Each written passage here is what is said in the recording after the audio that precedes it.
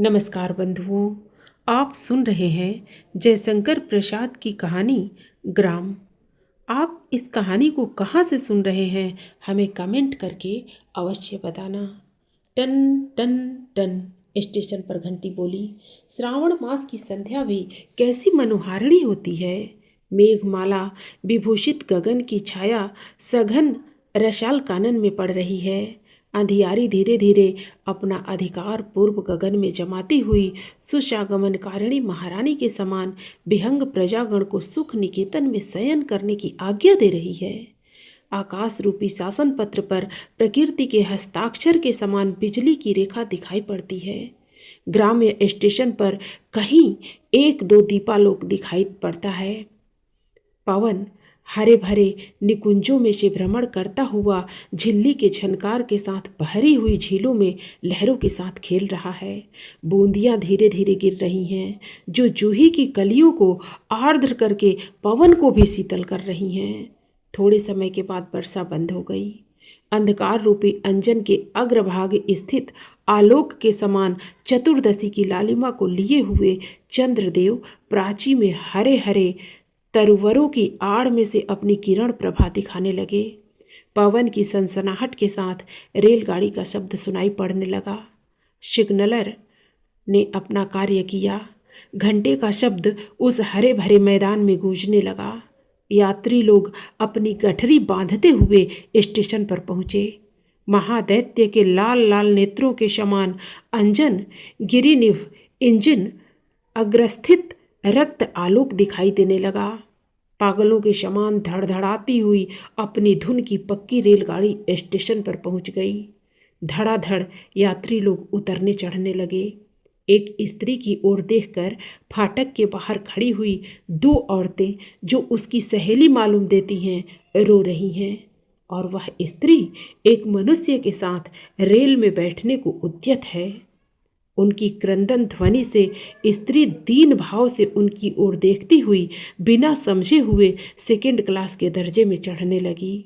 पर उसमें बैठे हुए बाबू साहब, यह दूसरा दर्जा है, इसमें मत चढ़ो, कहते हुए उतर पड़े और अपना हंटर घुमाते हुए स्टेशन से बाहर होने का उद्योग करने लगे। विलायती पिक का वर्जिश पहने, बूट चढ़ाए, हंटिंग कोट, धानी रंग का साफा, अंग्रेजी हिंदुस्तानी का महासम्मेलन बाबू साहब के अंग पर दिखाई पड़ रहा है। गौर वर्ण उन्नत ललाट उसकी आभा को बढ़ा रहे हैं। स्टेशन मास्टर से सामना होते ही शेक हैंड करने के उपरांत बाबू साहब से बातचीत होने लगी। स्टेशन मास्टर, आप इस वक्त कहाँ से आ रहे हैं? मोहन, कारिंदों ने इलाकों में बड़ा गड़बड़ मचा रखा है, इसलिए मैं कुसुमपुर, जो कि हमारा इलाका है, इंस्पेक्शन के लिए जा रहा हूँ। स्टेशन मास्टर, फिर कब पलटिएगा? मोहन, 2 रोज में। Good evening. स्टेशन मास्टर, जो लाइन क्लियर दे चुके थे, गुड इवनिंग करते हुए अपने ऑफिस में घुस गए। बाबू मोहनलाल अंग्रेजी काठी से सजे हुए घोड़े पर, जो पूर्व ही स्टेशन पर खड़ा था, सवार होकर चलते हुए। सरल स्वभाव ग्रामवासिनी कुल कामिनी गण का सुमधुर संगीत चारों ओर गूंज रहा है। अंधकार गगन में जुगनू तारे चमक कर चित्त को चंचल कर रहे हैं। ग्रामीण लोग हल कंधे पर रखे बिरहा गाते हुए बैलों की जोड़ी के साथ घर की ओर प्रत्यावर्तन कर रहे हैं।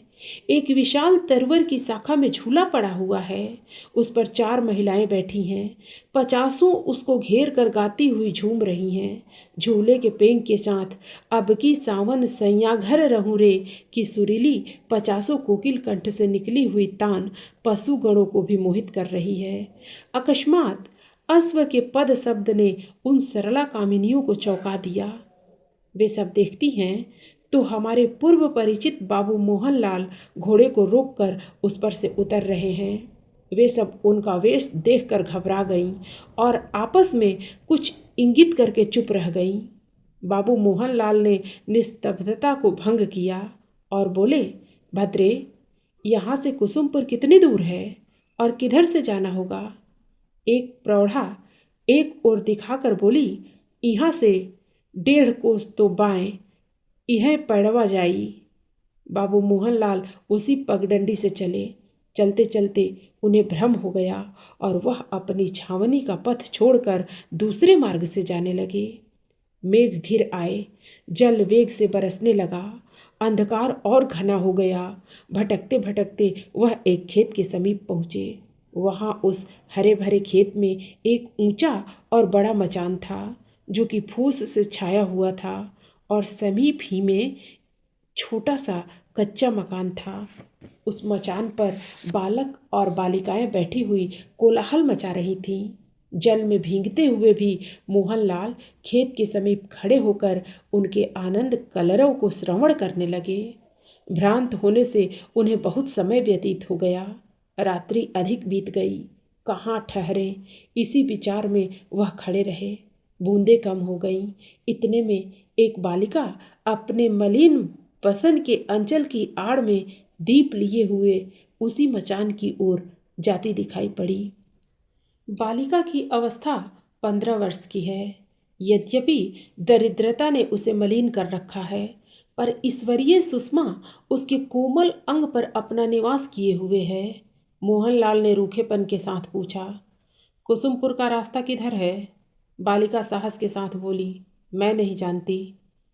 तो जो जानता हो मुझे बतलाओ, मैं उससे पूछ लूँगा। बालिका, हमारी माता जानती होगी।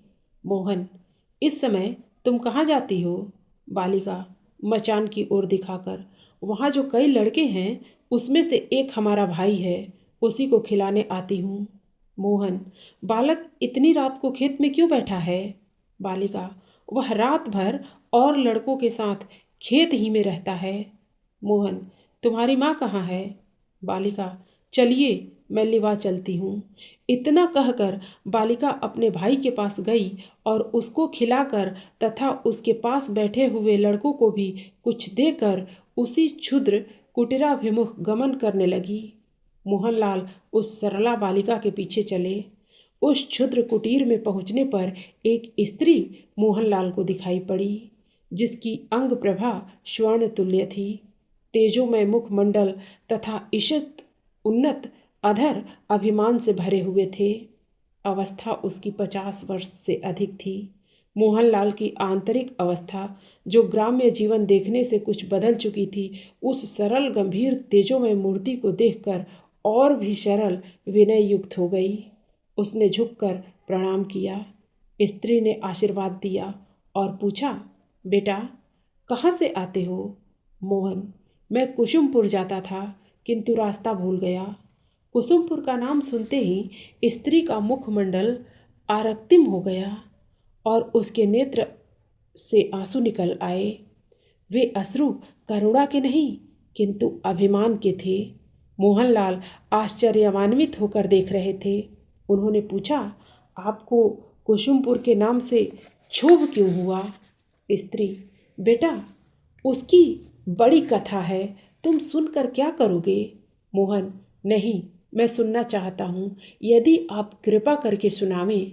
स्त्री, अच्छा कुछ जलपान कर लो तब सुनाऊंगी। पुनः बालिका की ओर देखकर स्त्री ने कहा, जल पीने को ले आओ। आज्ञा पाते ही बालिका एक मिट्टी के बर्तन में जल ले आई और मोहनलाल के सामने रख दिया। मोहनलाल शरबत पान करके फूस की चटाई पर बैठकर स्त्री की कथा सुनने लगे।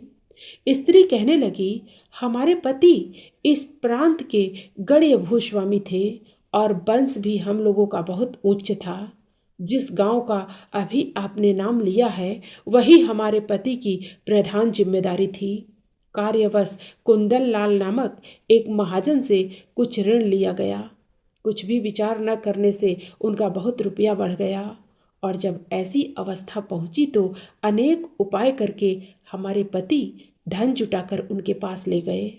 तब उस धूर्त ने कहा, क्या हर्ज है बाबू साहब, आप 8 रोज में आना, हम रुपया ले लेंगे और जो घाटा होगा उसे छोड़ देंगे। आपका इलाका फिर जाएगा। इस समय रेहननामा भी नहीं मिल रहा है। उसका विश्वास करके हमारे पति फिर बैठे रहे और उसने कुछ भी न पूछा।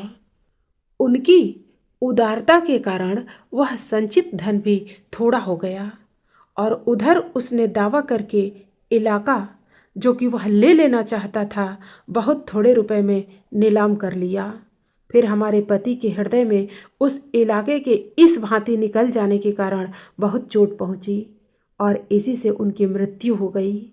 इस दशा के होने के उपरांत हम लोग इस दूसरे गांव में आकर रहने लगे। यहाँ के जमींदार बहुत धर्मात्मा हैं। उन्होंने कुछ सामान्य कर पर यह भूमि दी है। इसी से अब हमारी जीविका है। कहते कहते स्त्री का गला अभिमान से भर आया और कुछ कह न सकी। स्त्री की कथा को सुनकर मोहनलाल को बड़ा दुख हुआ। रात विशेष बीत चुकी थी। अंतः रात्रि यापन करके प्रभात में मलिन तथा पश्चिमगामी चंद्र का अनुदरण करके बताए हुए पथ से वह चले गए। पर उनके मुख पर विषाद तथा लज्जा ने अधिकार कर लिया था। कारण यह था कि स्त्री की जमींदारी हरण करने वाले तथा उसके प्राण प्रिय पति से उसे विच्छेद कराकर इस भांति दुख देने वाले कुंदन लाल मोहनलाल के ही पिता थे। अभी आप जयशंकर प्रसाद की कहानी ग्राम सुन रहे थे। फिर मिलते हैं नई कहानी के साथ। धन्यवाद।